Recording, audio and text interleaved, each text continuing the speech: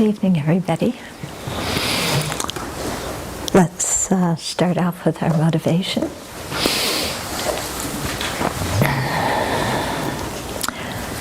And so our mind, as we know it now, is pretty much out of our control. It has all sorts of thoughts in it that we don't have the motivation to think, but that come up and disturb the peace of our mind.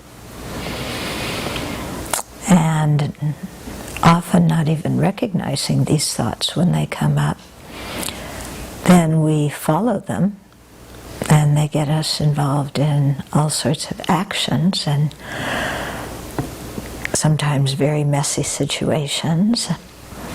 And then to deal with the messy situations, we have to do more actions that aren't so great. We lie, or we deceive, or we talk badly about somebody, or whatever. And so, by not being aware of our thoughts, then these thoughts just lead us here and lead us there and get us involved in quite a mess that leads to more mess, that leads to more mess. And so samsara just continues on in that way. So until and unless we have a strong determination to work with our own mind, this situation isn't going to change. In other words, nobody or no situation from the outside is going to free our mind from all these thoughts, all these emotions, all these impulsive actions. Only we can do that ourselves. So we have to have a strong motivation to do that. And so seeing that the problem that this current situation creates for us right now can be one motivation. But expanding that and seeing that everybody else is in the same situation, completely tormented by all their berserky thoughts,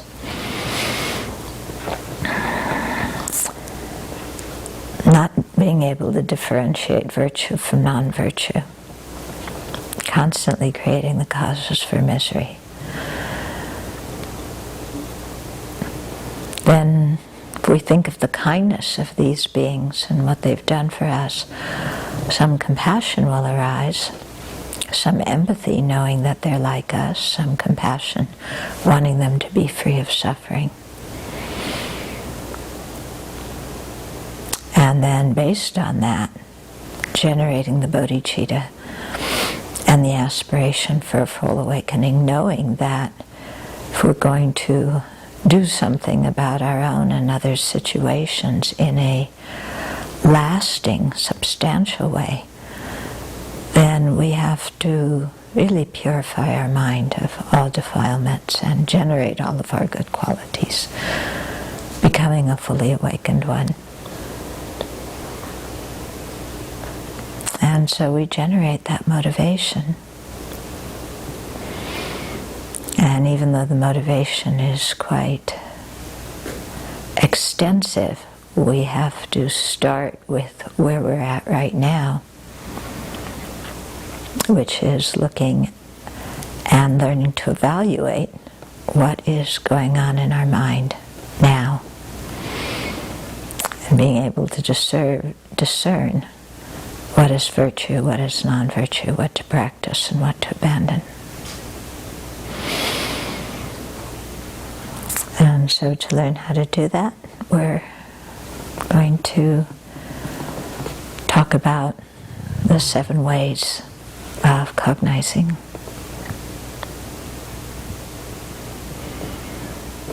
Or maybe better to call it 7 types of cognition.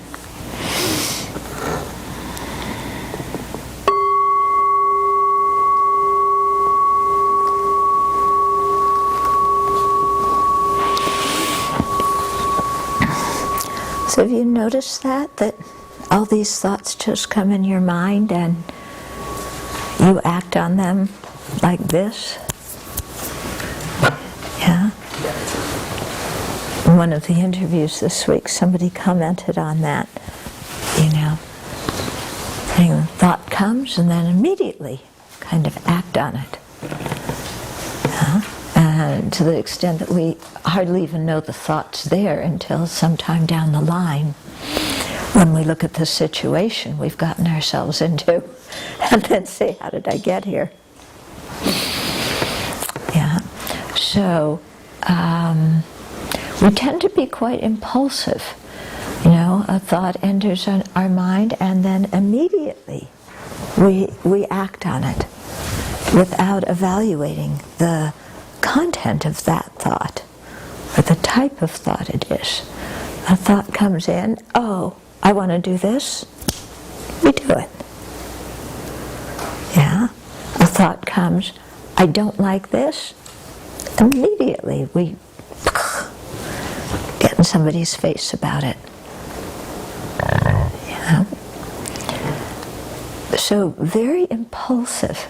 Isn't that what impulsive means? The thought comes in your mind and then there you are, acting it out. And then after a while we go, how did I get in this situation? Yeah? You ever had that happen?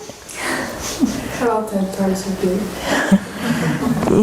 And so sometimes it's just small situations, like, just a jam where, oh, I told somebody this, and it actually wasn't 100% true, but so now I have to cover it up. So those kinds of situations on a daily basis, or sometimes those impulsive thoughts lead us to make major life decisions, that influence this life years and years and years in advance, as well as influence the kind of karma we're going to create because we put ourselves in certain, situations. So, when who was it? You said that when Zopa Rinpoche was talking in South India, that he kept saying, we're in grave danger every moment, we're in grave danger.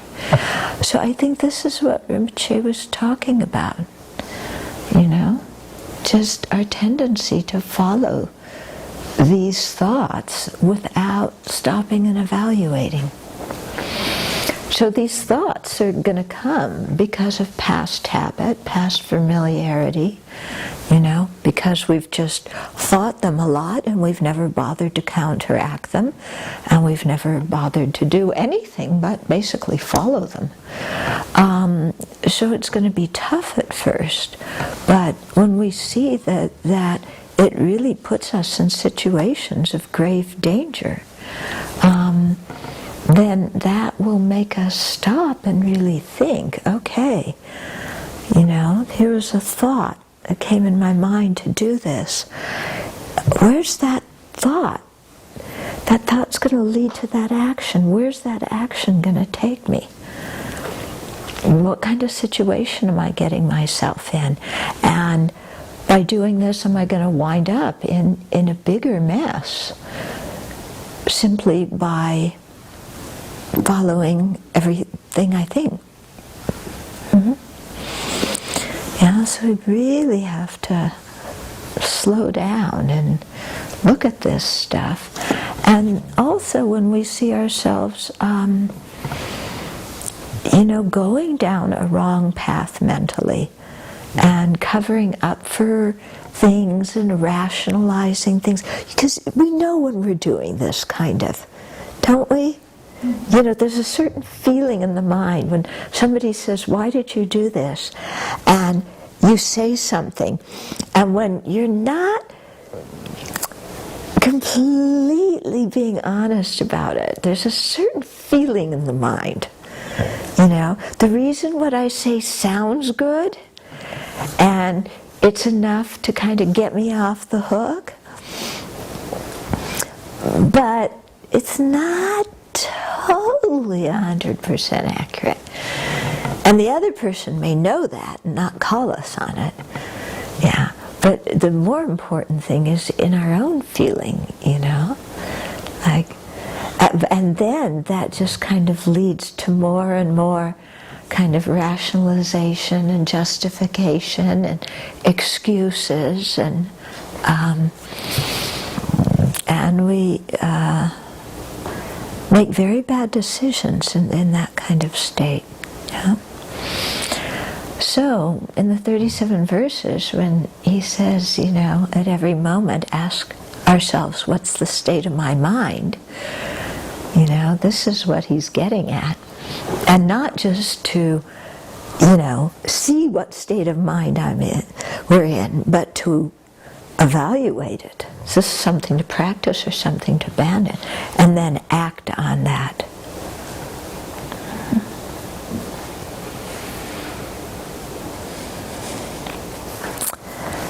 Yeah. So, when you think that since beginningless time, we've just been letting our berserky mind run the show, yeah, then you think like that we've been born everywhere and done everything in samsara countless times, not only the upper realms, but lots of times in the lower realms. Then it gets kind of scary, don't you think? Yeah.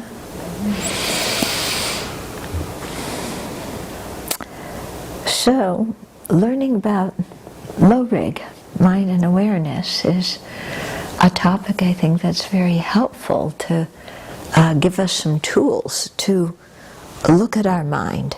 And, one part of the low rig is these various types of cognizers, and another part is talking about mind and mental factors, the different kind of mental factors that we have.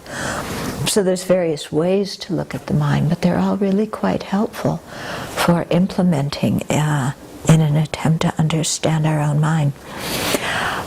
I must say that as I view these things, they are guidelines to help us learn about our mind.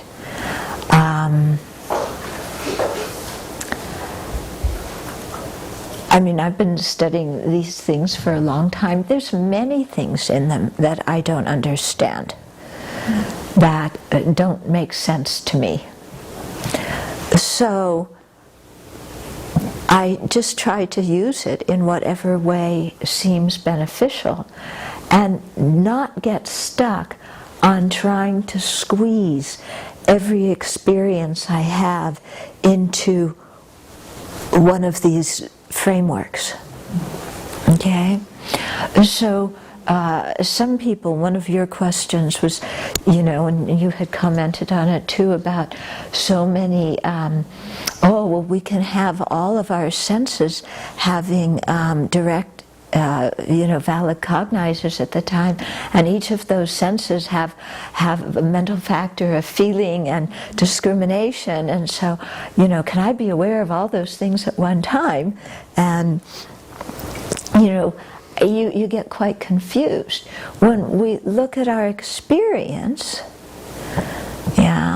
we can see that, we can hear things and see things at the same time. But when we're speaking, when we're looking at something, we may still hear it and have a direct cognizer and be able to identify it, but our attention was more on what we're seeing. And other times we may see something and it may still be a valid cognizer, but we're more paying more attention to the conversation we're having. So instead of kind of looking at these categories and trying to shove everything in them, kind of look at your experience and what's happening. Are you aware of each one of your senses functioning at the same time, plus each feeling you're having with each sense and each discrimination of each sense at the same time? Is that even a desirable state? Not right at the moment.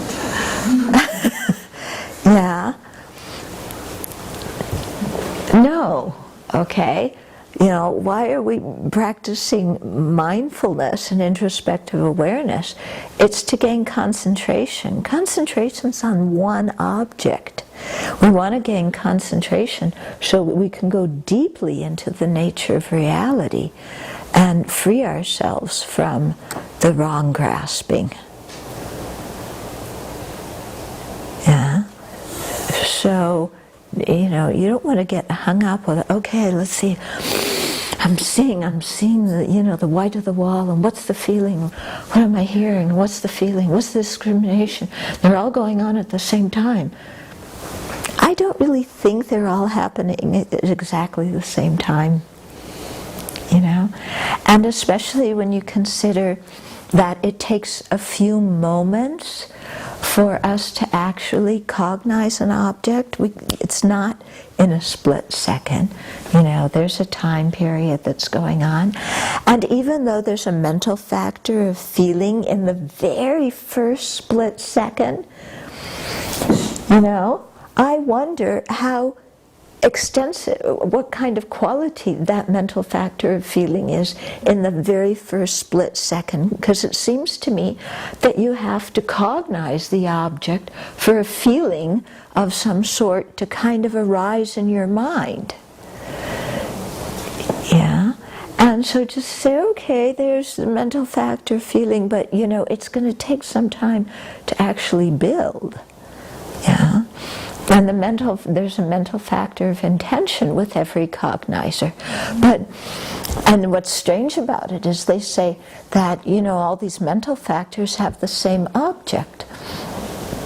Well, if the object, you know, I'm seeing the white wall, and if the object is the white wall and my mental factor of intention is the white wall, is focusing on the white wall, then how am I ever going to shift to another object? Don't I have to have an intention to turn my head or to look at something else? Yeah. So how can all these intentions, you know, how can the intention have this, always have the same object as that particular thought that you're thinking, or that particular consciousness? Yeah? So I think there has to be, I've never succeeded in being able to get answers to these questions. I've tried asking them. These are questions maybe that Tibetans don't ask, I'm not sure, but anyway, I haven't been successful in finding answers to them. So I just look at this kind of thing as, okay, you know, here's a framework that's useful for me for understanding my mind. And as my meditation deepens, then I'll be able to tell for myself how these things work. Yeah, without getting really hooked on how am I going to squeeze this all together. Are you getting what I mean? Okay. So in the same way, you know, do these 7 types of cognizers cover all mental states? The way one thing in the text is worded, it sounds like they should. But when you think, okay, what is love? What mental state is love? Yeah? And I mean, you can't really put it in any of the 7, can you? And then you think, well, you know, they talk about different kinds of meditation. And one kind of meditation is where you're trying to understand an object. So your object might be subtle impermanence, it might be the nature of dukkha, it might be emptiness. So you're trying to understand that object. And there, some of these 7 cognizers, we'll get into that, can give us some progression on how to understand that object. So that's one kind of meditation we do, trying to gain clarity on an object of meditation. Another kind of meditation we do is where we're trying to transform our mind into a certain mental state. So when we meditate on equanimity or love or compassion, we're trying to transform our minds into those mental states. We're not trying to understand an object through an inference. We're trying to transform, the nature of our mind into a certain, emotion or a certain way of relating to something. Yeah. So it seems to me when you're doing that kind of meditation or you have those kind of mental states, it's not necessarily going to fit into the schema of the seven, unless you put all of them into correct assumers, but it sounds strange to say that, great compassion in the mind of an ordinary being is a correct assumer. Yeah? It doesn't kind of fit into even the categories. We're going to get into that of it. And it's certainly not a wrong cognizer. So, it's not an inference. It's not a direct perceiver. It's not doubt. Yeah? It's not inattentive. Okay? So, just something to think about. Okay, so like one person asked a very good question. When you're noticing, oh, I have faith in my mind. Well, first of all, what kind of mental state is faith? And second of all, what mental state is it knowing that I have faith in my mind? Yeah. I mean, faith, can you might have, let's say, a correct inference or correct assumption, let's say, about the effectiveness of meditation or the qualities of the Buddha, some kind of correct understanding about those objects, and as a result, faith and trust and confidence in the path arise in you. But the faith and trust and confidence aren't the inference. Yeah, there's something else. And I've always found it very strange in these seven cognizers that they don't talk very much about cognizing our own internal experiences. Yeah, so when you say, oh, I have faith. Well, when you're thinking, I have faith, that's a conceptual consciousness. Yeah? Is it, maybe you could throw it in the category of correct assumer? Yeah, but how would you even, make an inference? This mental state is faith because it, has the qualities of faith, and then you give the definition of faith.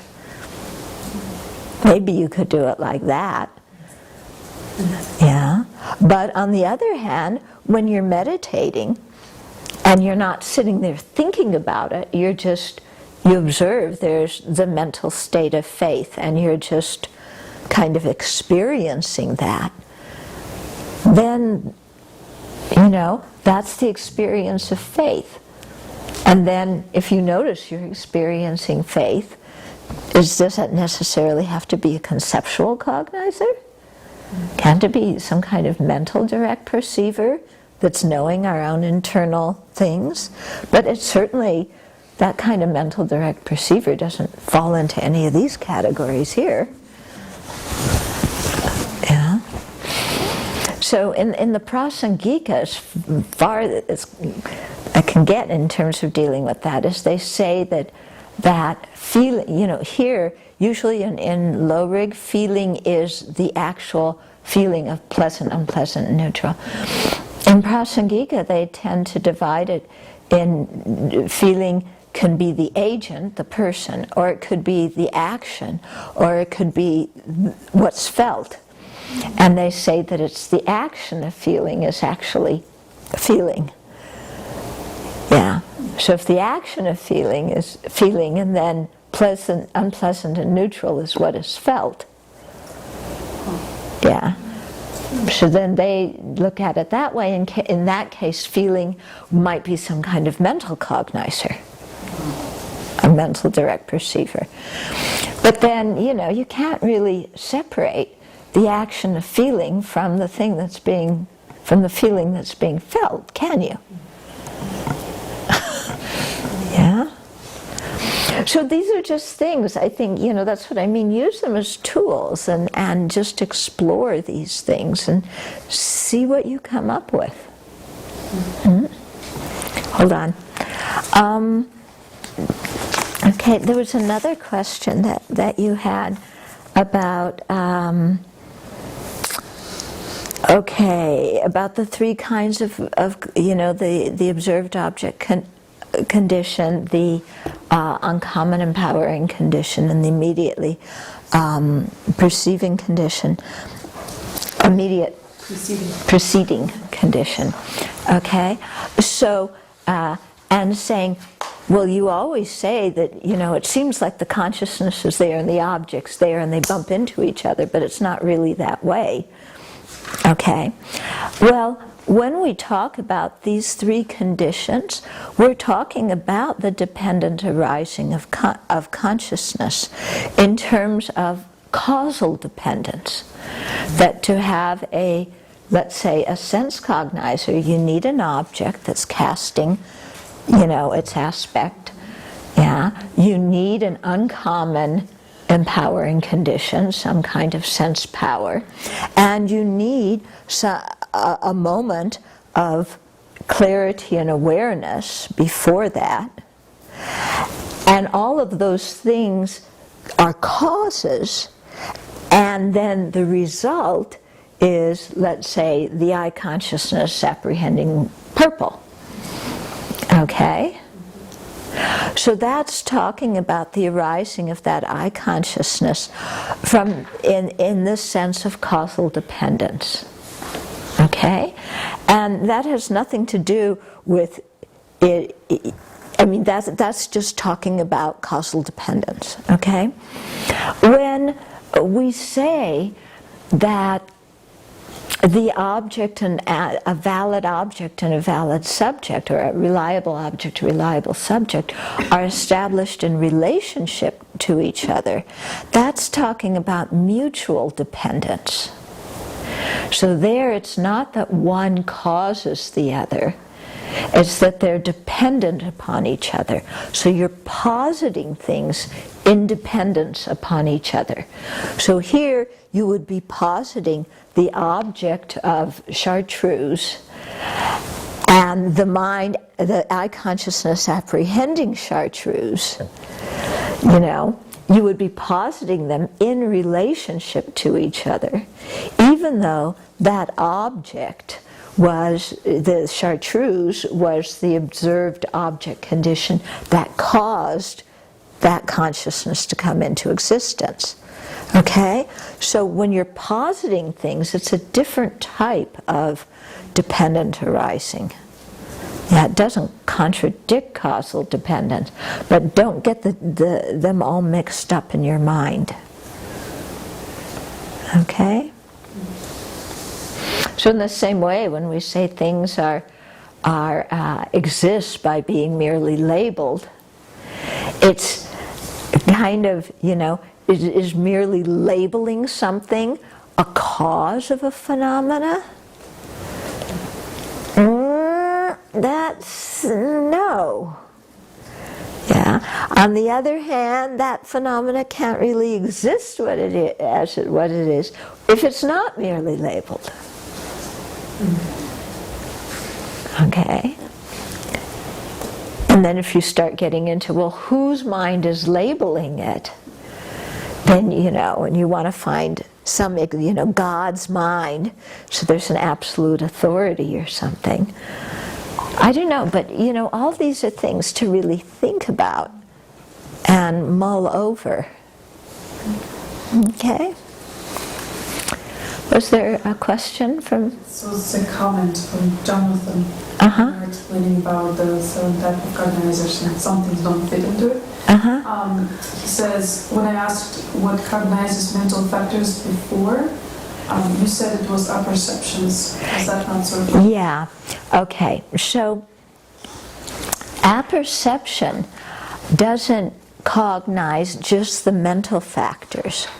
Okay, if we talk from a Sautrantika viewpoint, because a mental state is you have the primary mind plus the assembly of mental factors that surround it. Apperception apprehends the mental state. Okay? However, the Prasangikas say apperception does not exist. Yeah, I mean, you can see in some ways, apperception would in some ways take care of a lot of stuff. It's like, okay, there was some mind that is a valid mind, but it's kind of inattentive, but it can, and it's not the one that induces memory of the object, it's the one that induces memory of my having that mental state. Yeah. But then if you start saying, but then how do you establish that apperception? Then you have to have an apperception of the apperception. And an apperception of the apperception of the apperception. And it gets quite confusing. Yeah? And apperception is non-dual with what it's apprehending. So how can apperception can't be the one that later says, I saw this, because I saw this is dual. Okay? So, there's some difficulties with apperception too. Okay. Then I just wanted to cover briefly, because we got into this whole discussion before of when you see something, when I see this, am I seeing light blue or am I seeing the carpet? So I found some things. It's kind of interesting. But again, it doesn't totally clarify it. So there's something called a prime sense direct perceiver of a familiar object. So the example is a sense direct perceiver of a child apprehending their parents'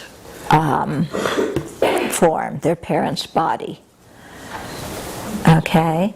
And so, it's of a familiar object.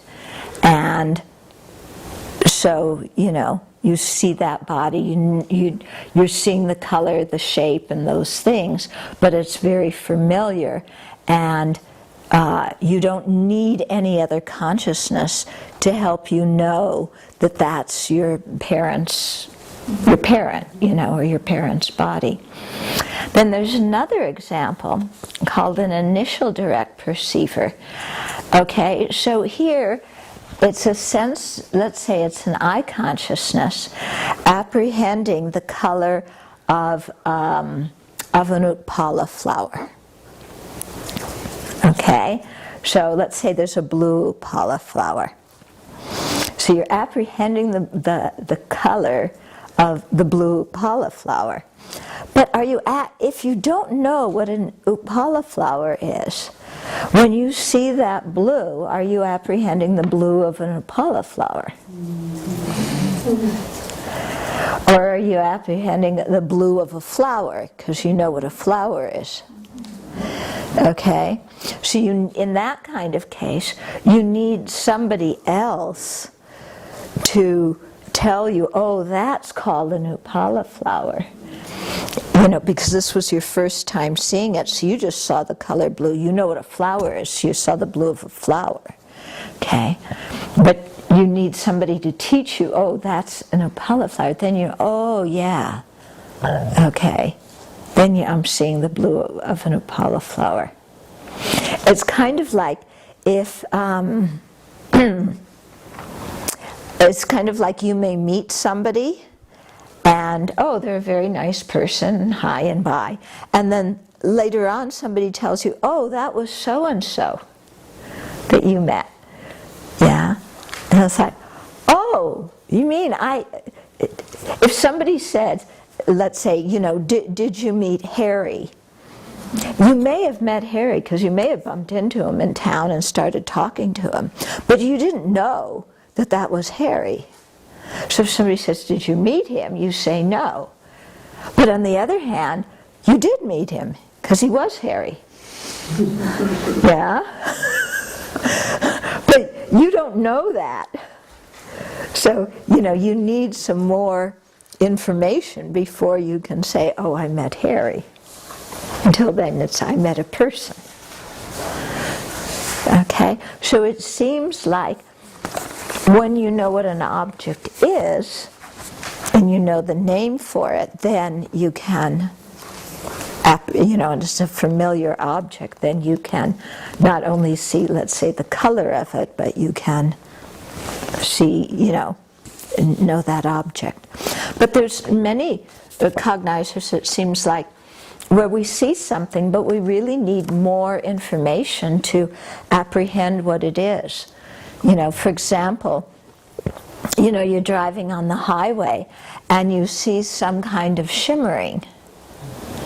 So you might have a reliable eye cognizer of the color of the shimmering, but you don't know if it's water or a mirage. Yeah.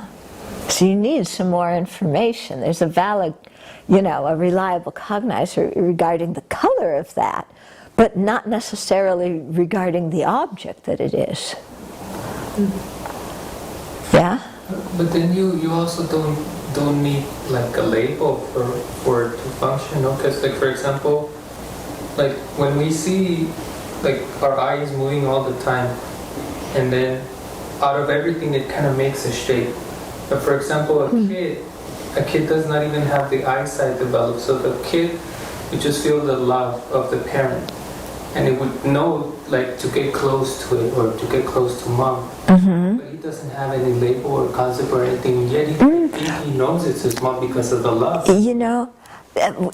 We actually, labeling and concept is much more subtle than what we think of it as.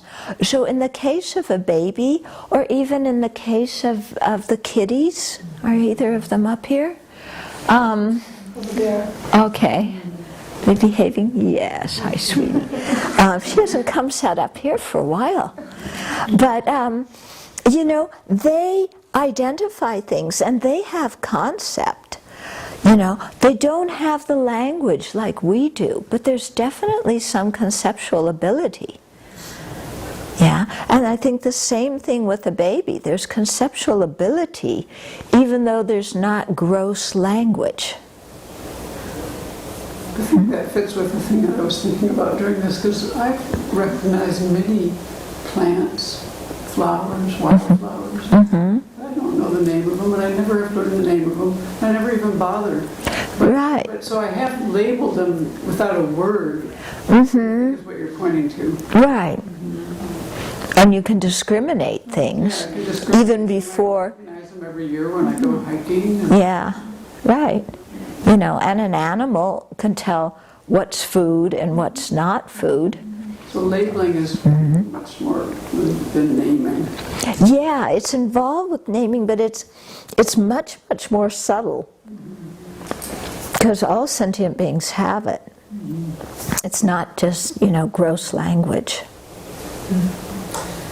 I remember being a baby in my crib, and I heard somebody coming, and I said to myself, here's the monsters coming. Keep quiet. Did you know those words? Or it was some kind of thought? It come. I don't know.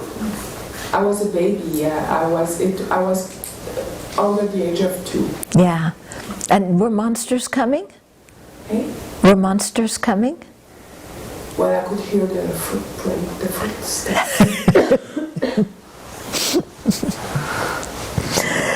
Okay, let's go back to and talk about these other cognizers. So we were on the correct assumers. Yeah. So it's a knower that does not get at an object with respect to which superimpositions have been eliminated, although it adheres one pointedly to the phenomena, which is its principal object of engagement, is the definition of a correct assumer. Okay? So it's a knower that doesn't get at an object in the sense of it can't eliminate superimpositions, it can't completely ascertain and can't completely understand the object, even though it's adhering one pointedly to it and it's going in the right direction. Okay, so they say there's three types of, when correct assumers are divided, there's three. One without reason, one without ascertaining the reason, and the third is depending on a facsimile of a reason. And then they have, in other texts, they divide it differently, okay, but in any case.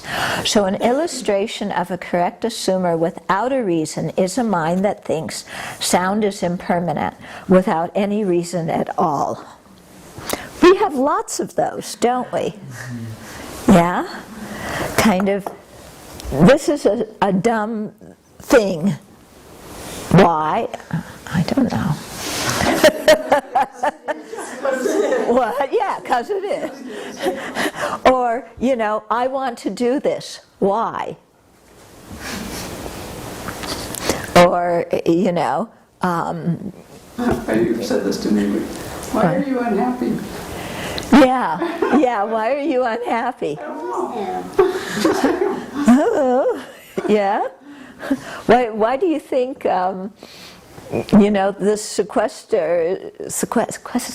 do you say it, sequestration? This thing that's going to happen tomorrow, because they haven't figured out, all the Republicans and Democrats haven't gotten together and done something. Remember when we were at the Kala Chakra and they were going in this big budget thing, and then they made some kind of compromise, and then they said that they laid out some cuts to domestic programs and cuts to defense, and that were so drastic and horrible that they thought that the Democrats won't like this part, the Republicans won't like this part, so then they'll come together and they'll come up with some reasonable budget. Well, they haven't. So tomorrow all these cuts are going into effect across the board in a totally crazy way. Completely crazy. So, so then they're saying, well, there's going to be disruption in air traffic.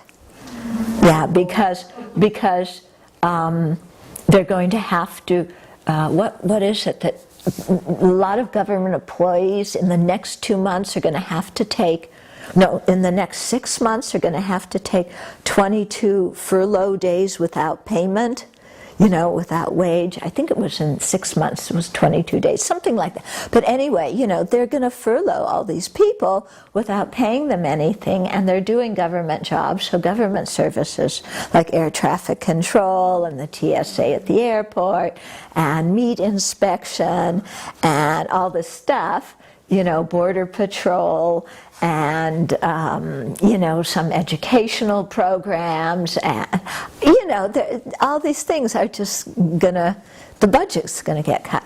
So so then you have this mind that says, well,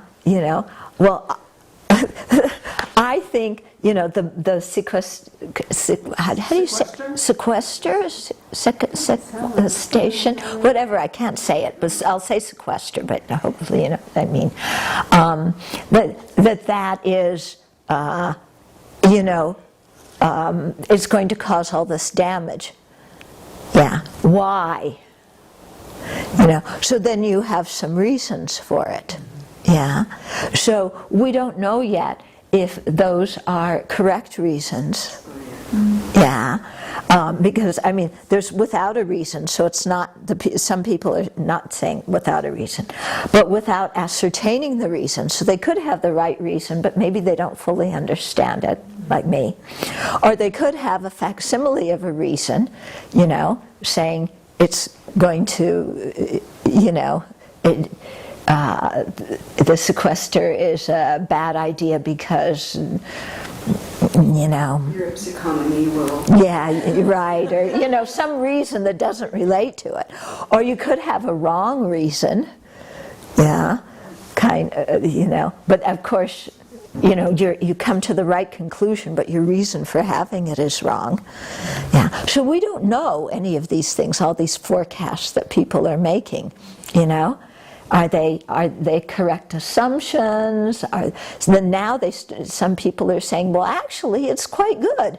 You know, now a lot of the extra spending at the Pentagon is going to get cut out because the Pentagon budget is going to get cut. You know, and then the Republicans are saying, oh, a lot of these, you know, domestic programs that aren't so important, they'll get cut, and we're going to have real. You know, we're really going to work on the budget now and balance the American budget and cut spending. So now there's some people saying, oh, well, it's good. So, you know, what is a correct assumption in this whole mishmash in the newspaper? We don't know, do we? And we don't know, there's probably some correct assumptions. We're not sure which ones there are. But we don't know if they have a reason behind them, or if they have a good reason but it's not being ascertained, or if they have an irrelevant reason, a facsimile of a reason. Irrelevant? Yeah, it's like saying, well, I'll come to the example here. Let's keep going. But I just was thinking, you know, this whole thing of what's going on the national scene is kind of like that, and we don't really know what kind of cognizer it is right now. We'll only know after the fact. It's completely crazy, you know. It's like anyway, I won't get on my high horse about the government. Okay, so sound is impermanent without any reason at all. Okay. So the sequester is a good idea, the sequester is a bad idea, no reason. Okay. An illustration of a correct assumer without ascertaining the reason is a mind which thinks sound is impermanent based on the sign of being a product, but without having ascertained that sound is a product and that whatever is a product is necessarily impermanent. So sound is impermanent, you got the correct assumption. Okay, because it's a product, that's a good reason. But you don't really understand the reason. You don't understand that, oh yeah, sound is a product, so there's the presence of the reason in the subject. And you don't understand the pervasion, oh, if it's a product, then it's got to be impermanent. Okay? So you're saying it, but you don't grok it. Yeah, so this could be the same thing with a lot of the sequester. We don't really know what the correct assumption is. We won't know it until later.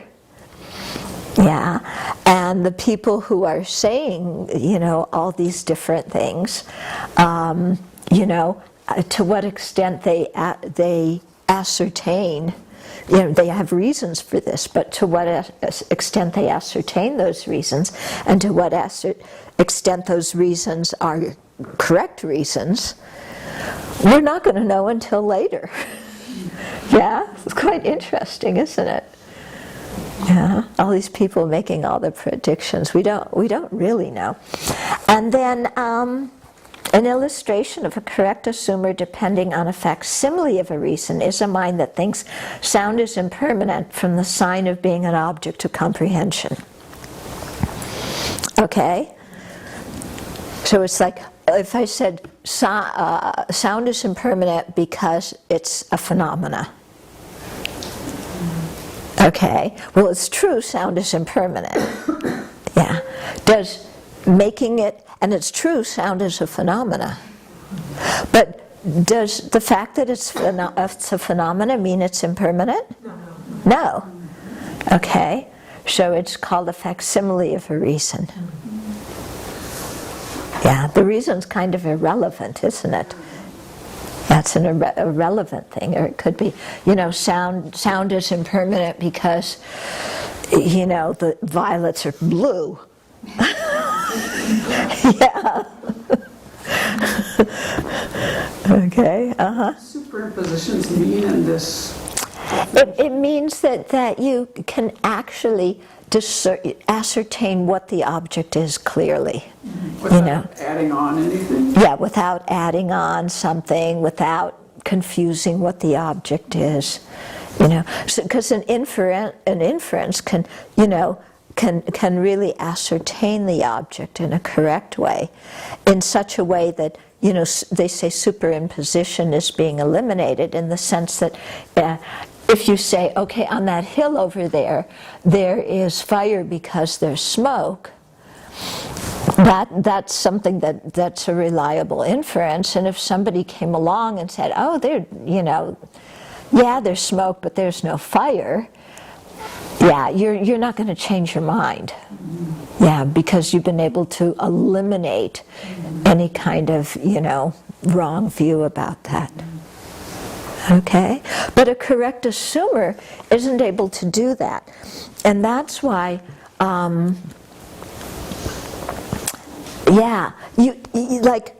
we can notice, we hear something and we say, oh yeah, that makes sense.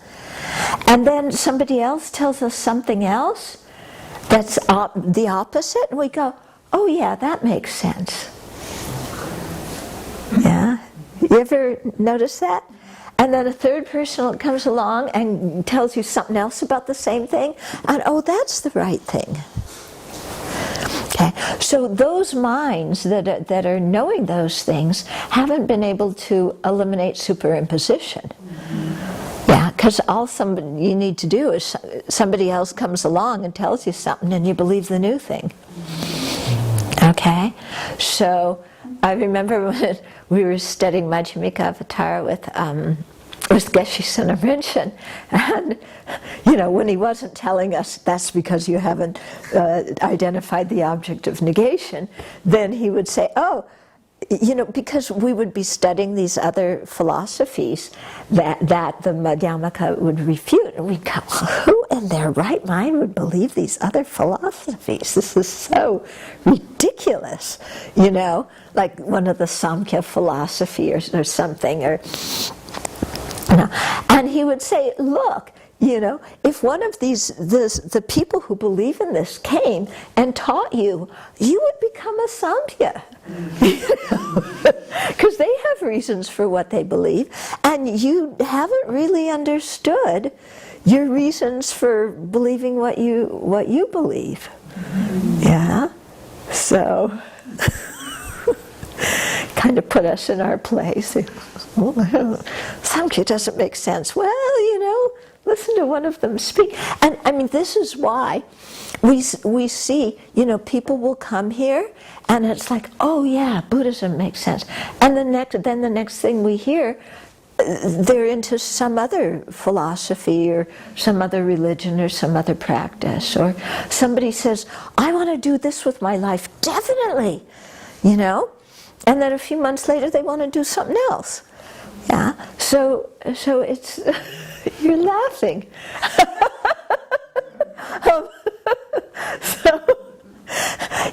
So it's because our mind, our understanding isn't stable about things. We haven't really ascertained things. Yeah, so we might think, oh, I have an inference. No. No. Okay. So similarly, Sakya Pandita's Treasure of Reasoning says, correct assumers are not more than three. One, not depending on a sign. Being only an assertion, it can turn into doubt. Okay, so you don't have any reason. Yeah. I don't eat, pickles. Why? No reason. Yeah, I don't like them. Why don't you like them? You know? Okay, so that can turn into doubt quite easily. Yeah. And you see, lots of times, we make some statement, I feel this way, or I want this. And then somebody says, why? And then we go, if we're smart, then we go, oh, that's a good question. Yeah. Why am I so stuck on this? Maybe I should question it. Of course, if it's something that it's a good, where we have a correct cognizer of something, we have a correct assumption, and then somebody comes along and says why, and then we go, oh yeah, well, maybe there is God and all these kind of things, and that's not so good, but okay. Then 2, depending on a correct sign, in other words, it's a correct sign, but you haven't really ascertained it and understood it. And 3, depending on a facsimile of a sign. Okay, so that's correct assumers. Anything in here? The last paragraph, though. Yeah, that's what I meant when they were talking about, it makes it sound like, everything's included, but maybe not. But maybe not, yeah. And that's because, if you eliminate experience, well, there's a lot of things that we know by experience, like the meditative stabilization on ugliness, on the foulness. When you meditate on the body as foul, and you get some kind of experience of that, yeah, well, it's not, what is it exactly? Yeah, you can't really put it in the inference category. Yeah. Yeah. And then if you said positing a correct assumption as a determinative knower that without depending on either experience or a correct sign. Okay, so it sounds like if you rely on experience and a correct sign, then you can, or a correct sign, then you can fit everything into correct assumers. But that doesn't, I don't know, that sounds strange. Yeah, to me it sounds strange to say a meditative stabilization on the foulness is a correct assumer. Yeah. Anyway, that's the way I take it. Okay? Okay. Well, we didn't, again, get as far as I wanted to, but at least we did one thing. Okay. Any questions about? Yeah. I was trying to think how you would put this into what utility it would have, kind of. Oh. Mm-hmm. It seems like if you work on or understand or identify kind of correct assumer, then if you fine-tune that and get really clear and stable with it, then it turns into inferential. Yeah. So that's its Yeah. kind of the base to build that. Right, right. And actually, when they talk about, let's say, apprehending subtle impermanence or apprehending emptiness, then we start out with a wrong consciousness. Then we hear teachings about emptiness, and we go from that into doubt. Then we think about it some more, and we go to a correct assumer.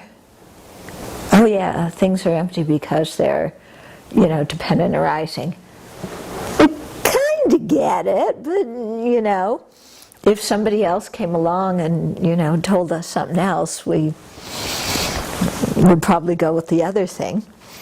But then it's still a correct assumer, so we're making progress. But then we still keep contemplating that and reviewing it and really meditating on the syllogism. And then we get to the point where it becomes an inference.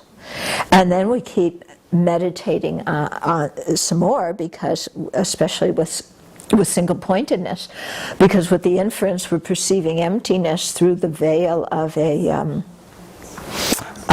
conceptual appearance, and then from inference it'll go to a direct perceiver of emptiness. So that's actually kind of the purpose for teaching all these things.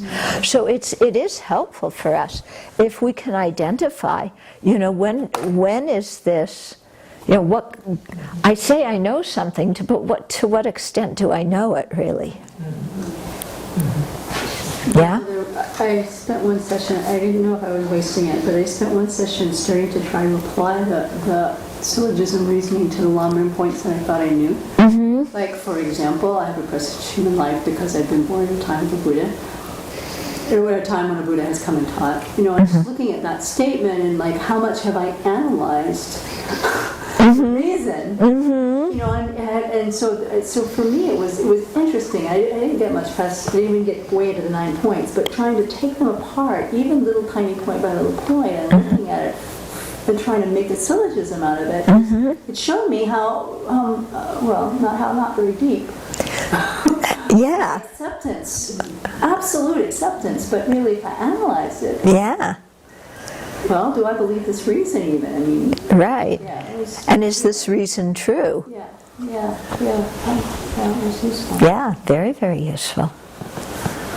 This paper I've been reading by Daniel Perdue talks about syllogisms. And I think this thing he explains is helpful, that he says that you actually are building on reasoning that you already have.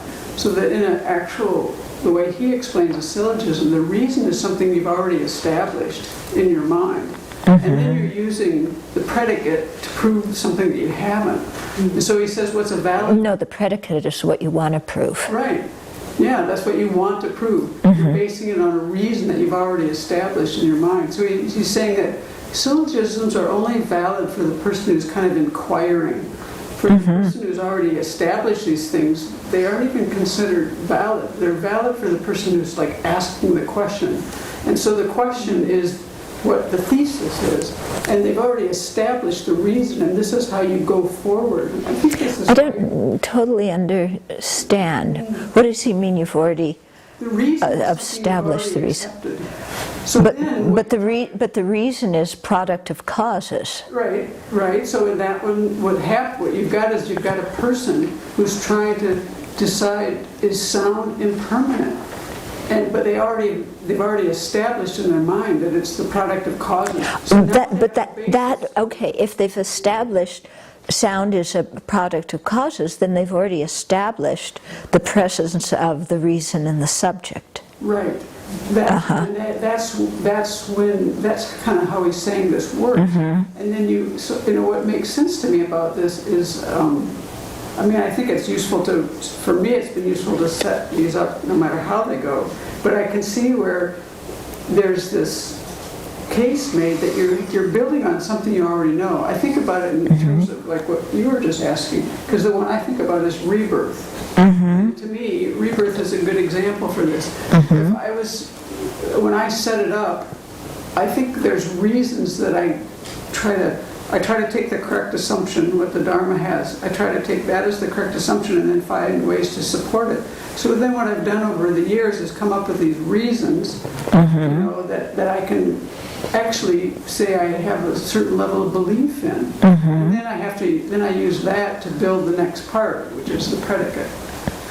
What I'm trying to then prove to myself. I think it could be like, rebirth exists because, and I have a lot of reasons that I have some faith in. So that's why it's a valid syllogism for me.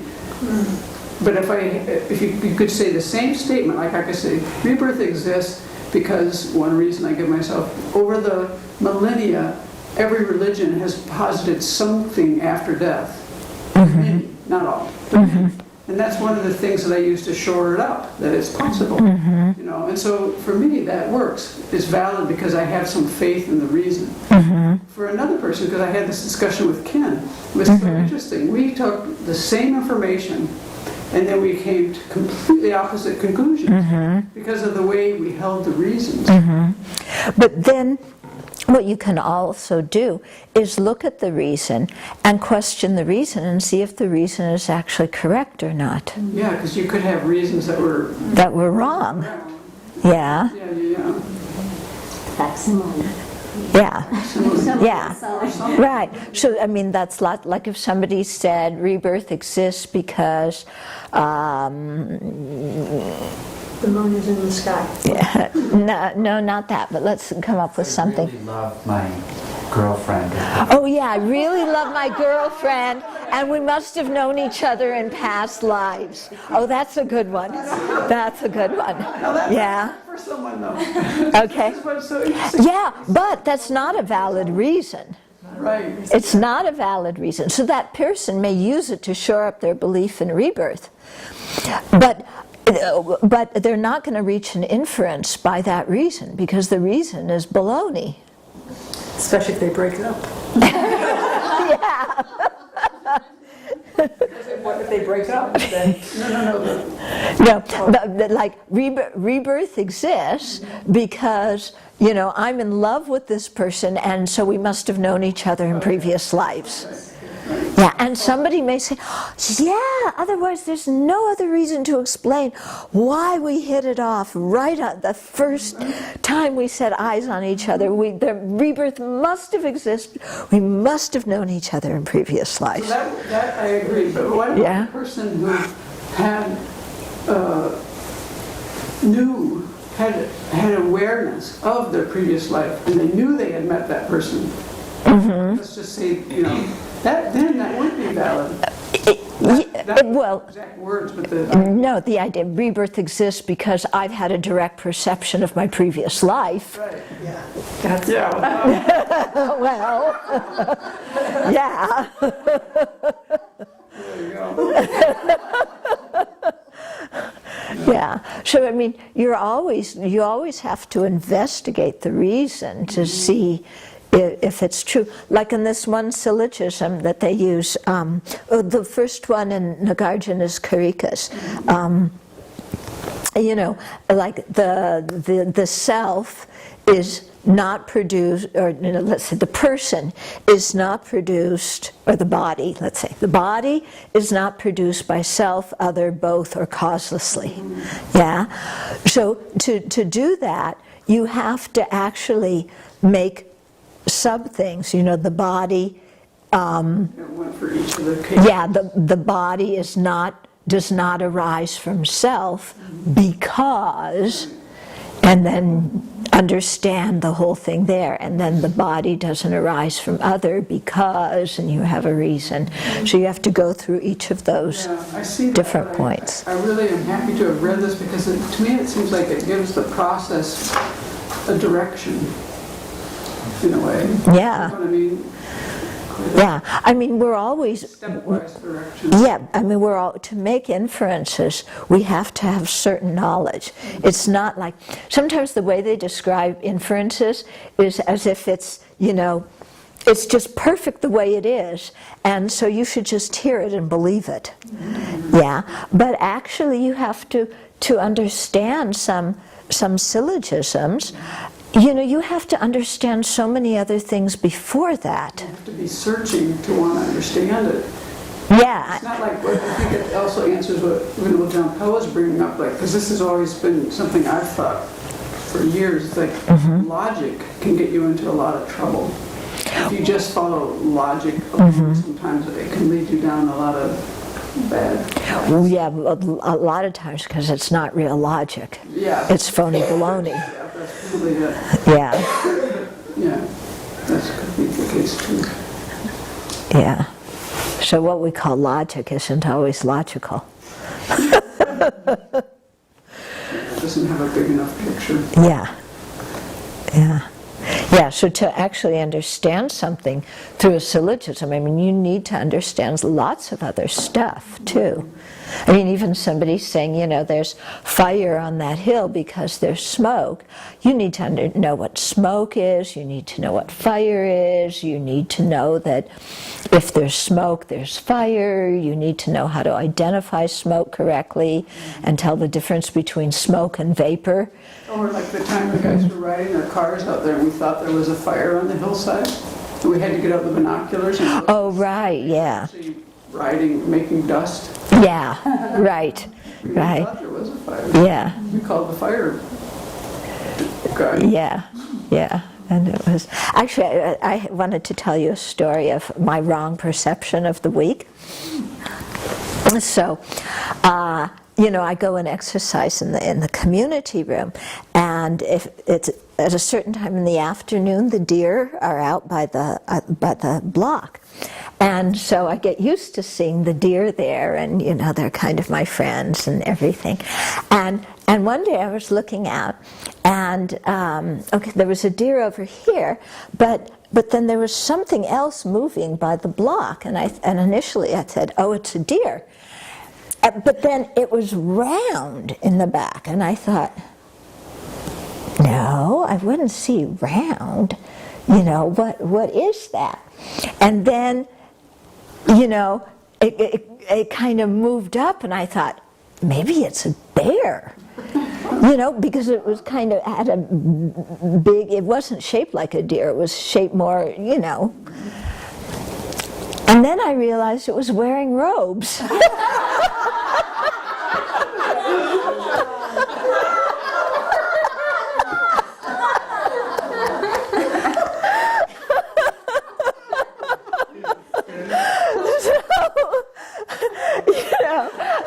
I said that was my royal wrong consciousness for the week. Yeah, but when you're in you know, bundled up in a jacket, a bulky jacket, you know, and you lift your hands, it's, you know, kind of, yeah, you know.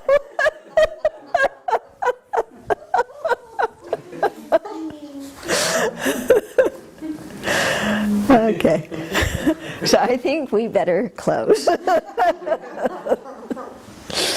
Okay, so keep thinking about these things this week, and really look at the different kinds of things, and you know, ask yourself, what kind of understanding is this? Yeah, I mean, even out on the building, you know, we were talking today, you were trying to guess, you were looking at certain of the trusses and, you know, where do they go? Yeah, and so we have to have a reason, you know, well, this truss must be here because da da da da da. And then to see if it was an actual inference or if the truss winds up in the other side of the hall. And, you know, and it wasn't even a correct assumer. So, yeah, so all these kinds of things, you know, we can use this process to look at.